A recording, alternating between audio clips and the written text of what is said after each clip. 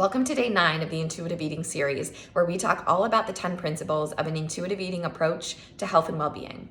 My name is Kate, and I'm a registered dietitian nutritionist and owner of Kate Regan Nutrition, a virtual private practice based in Philadelphia, Pennsylvania. Today, we're talking about principle number 9, exercise, feel the difference. This is all about learning to rediscover joyful movement and reestablishing a healthy and positive relationship with exercise. If you're in a place where you feel like exercise is a chore and it feels like something that you have to do, you might have a little bit of resistance to it and resentment towards it. Through the process of intuitive eating and rediscovering joyful movement, you switch from a have-to mentality to a get-to mentality, and you exercise for reasons outside of weight loss or aesthetics. There's tons of great benefits of exercise, things like stress management, endorphins, disease prevention, self-care, bone and joint health. All of these things are positive benefits of exercise outside of just changing your body or manipulating it to look a certain way. And as we talked about yesterday, body size is determined 70% by genetics. So maybe you're exercising and you genuinely don't see a difference in the way that you look, and that's okay. Exercise for reasons outside of changing what you look like.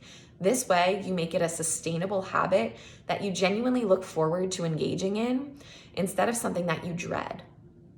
And if it's something that you dread and something you feel like is a chore because you're doing it to change the way that you look and maybe it's not working out, then it can be periods of really intense exercise and commitment, and then periods of doing absolutely nothing. So with intuitive eating, you find that balance of learning to engage in it on a regular basis without feeling burnt out and without feeling like you're doing it because someone told you that you have to do it or that you're pressuring yourself into doing.